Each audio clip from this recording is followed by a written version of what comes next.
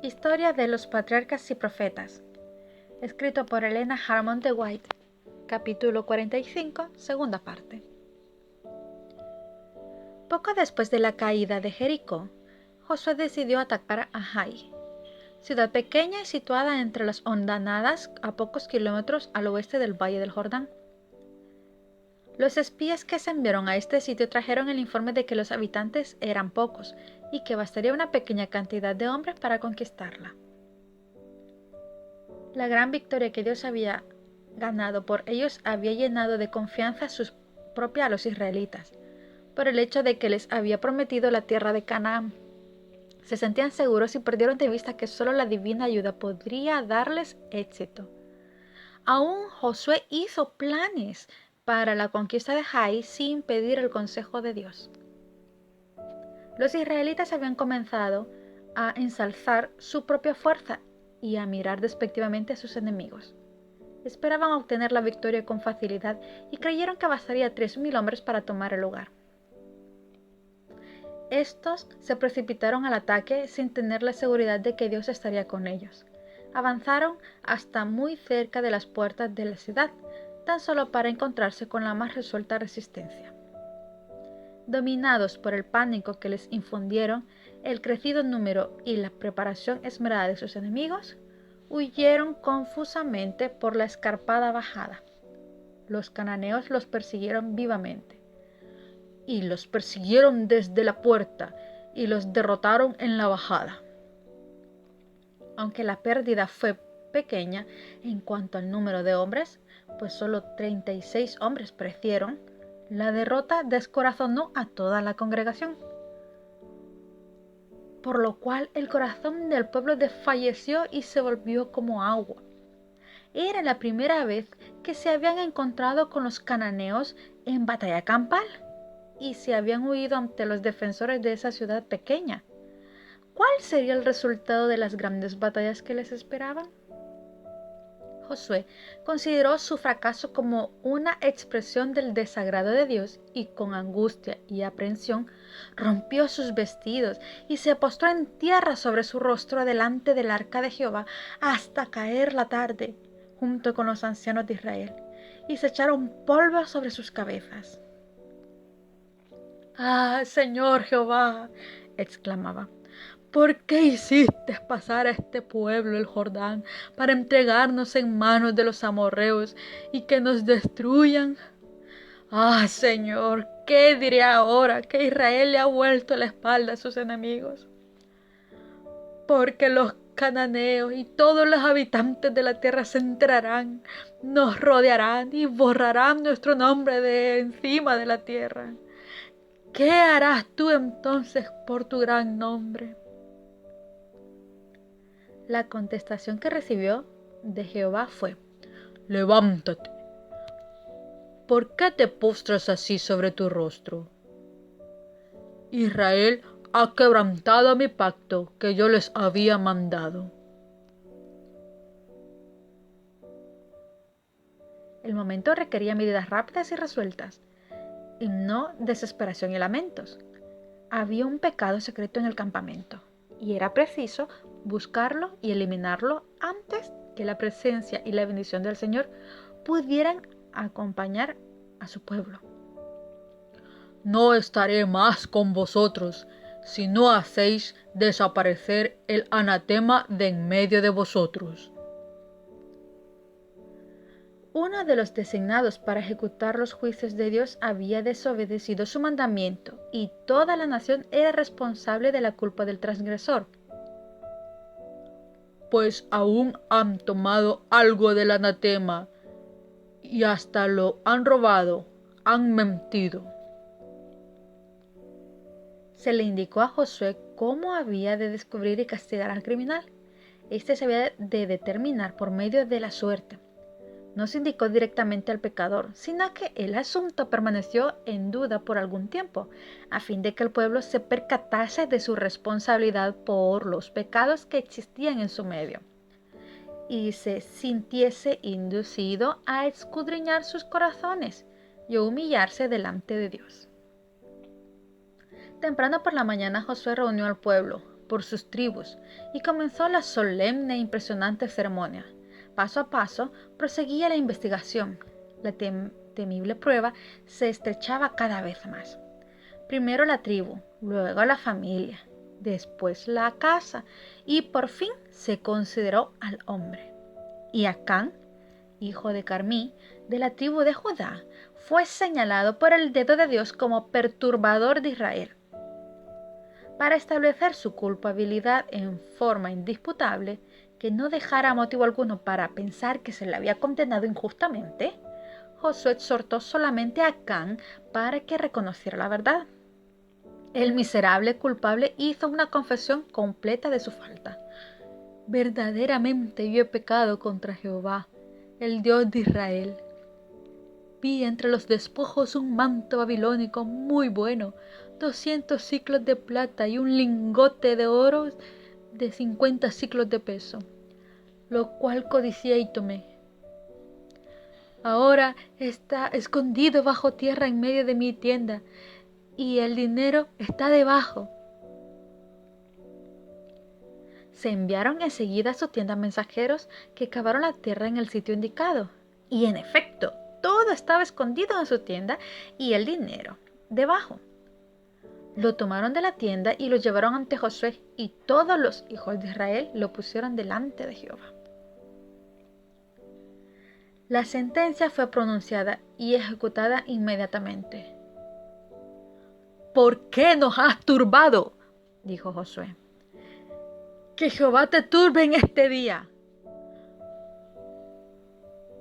Como el pueblo había sido hecho responsable del pecado de Acán y había sufrido en consecuencia, debía ahora, por medio de sus representantes, tomar parte en el castigo. Y todo Israel le mató a pedradas.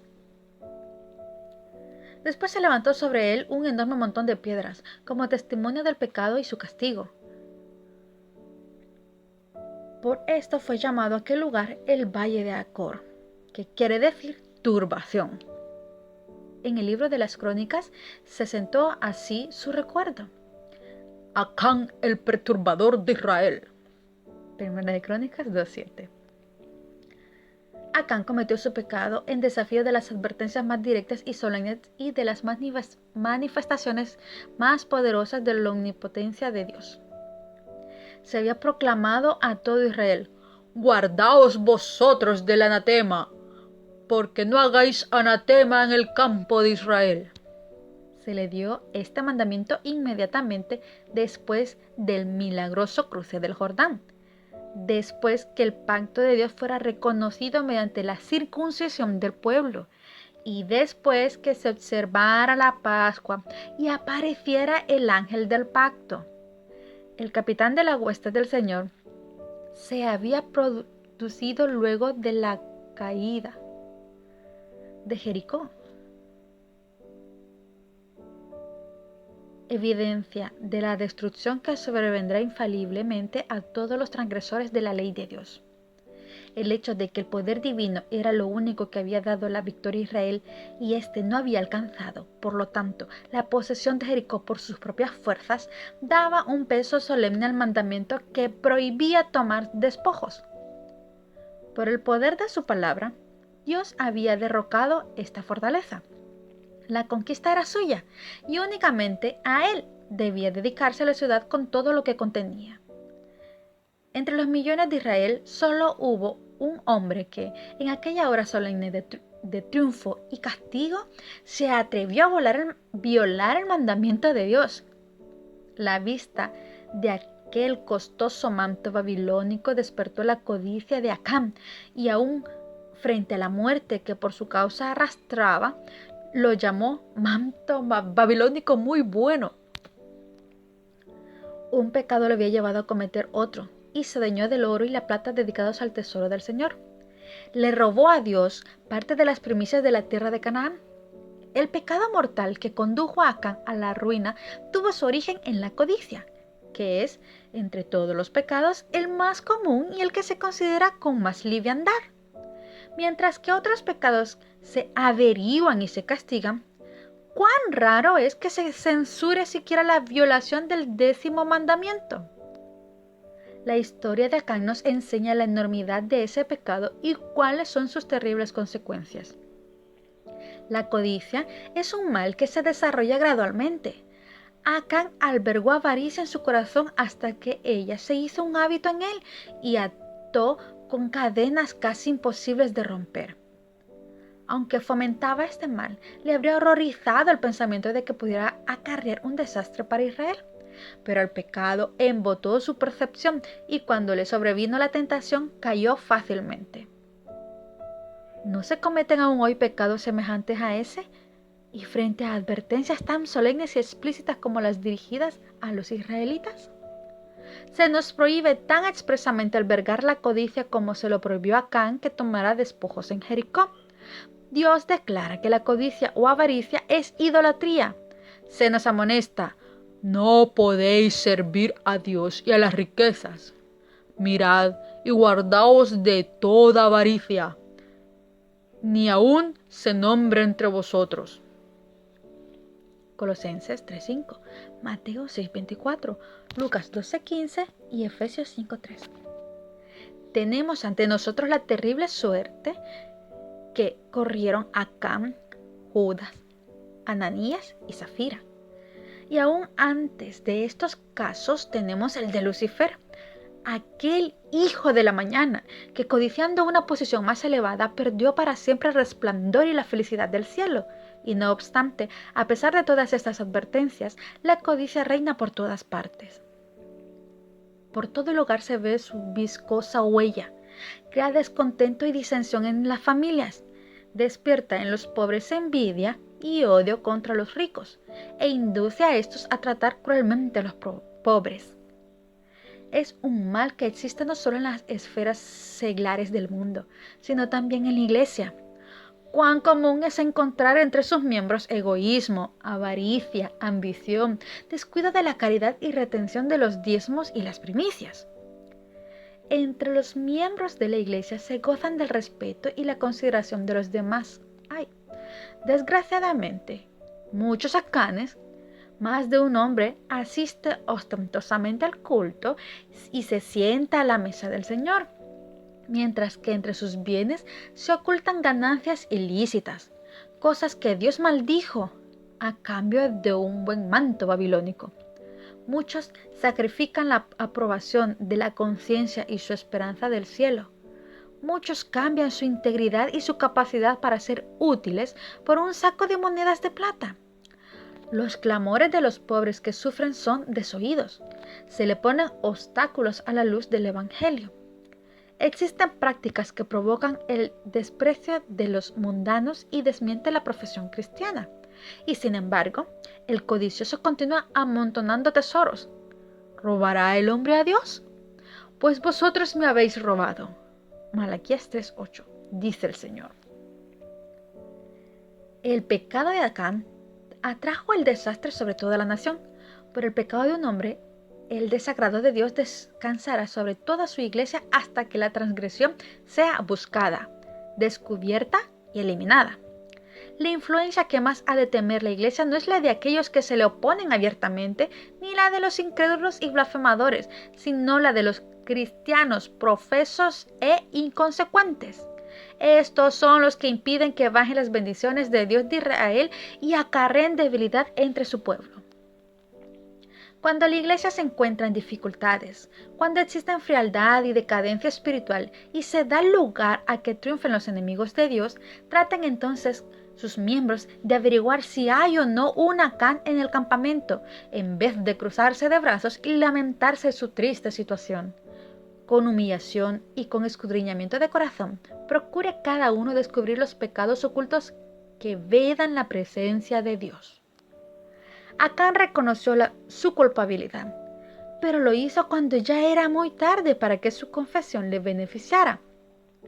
Había visto los ejércitos de Israel regresar de Jai derrotados y desalentados, pero no se había adelantado a confesar su pecado. Había visto a Josué y a los ancianos de Israel postrarse en tierra con indecible congoja. Si hubiera hecho su confesión entonces, habría dado cierta prueba de verdadero arrepentimiento. Pero siguió guardando silencio. Había escuchado la proclamación de que se había cometido un gran delito y hasta había oído definir claramente su carácter, pero sus labios quedaron sellados. Luego se realizó la solemne investigación. Cómo se estremeció de terror su alma cuando vio que se señalaba a su tribu, luego su familia y finalmente a su casa. Pero ni aún entonces dejó oír su confesión, hasta que el dedo de Dios lo tocó, por así decirlo. Entonces, cuando su pecado ya no pudo ocultarse, reconoció la verdad. ¿Cuán a menudo se hacen semejantes confesiones? Hay una enorme diferencia entre admitir los hechos una vez probados y confesar los pecados que solo nosotros y Dios conocemos. Acán no hubiera confesado su pecado si con ello no habría esperado evitar las consecuencias. Pero su confesión solo sirvió para demostrar que su castigo era justo. No se había arrepentido en verdad de su pecado. No había sentido contrición, ni cambiado, ni de propósito, ni aborrecía lo malo. Así también formularán sus confesiones los culpables cuando estén delante del tribunal de Dios, después que cada caso haya sido decidido para la vida o para la muerte. Las consecuencias que incumben a cada pecador le arrancarán un reconocimiento de su pecado. Lo impondrán a su alma el espantoso sentido de condenación y la horrenda expectativa del juicio. Pero las tales confesiones no pueden salvar al pecador. Como Acán, muchos se sienten seguros mientras pueden ocultar sus transgresiones a sus semejantes y se lisonjean de que Dios no es tan estricto que note la iniquidad. Demasiado tarde, sus pecados los denunciarán en aquel día cuando ya no podrán ser expiados con sacrificio ni ofrenda. Cuando se abran los registros del cielo, el juez no declarará con palabras su culpa a los hombres, sino que le bastará con lanzar una mirada penetrante que evocará vívidamente toda acción y toda transacción de la vida en la memoria del obrador de iniquidad. La persona no tendrá que ser buscada por su tribu y luego su familia, como en tiempos de José, sino que sus propios labios confesarán su vergüenza. Los pecados ocultos al conocimiento de los hombres serán entonces proclamados al mundo entero.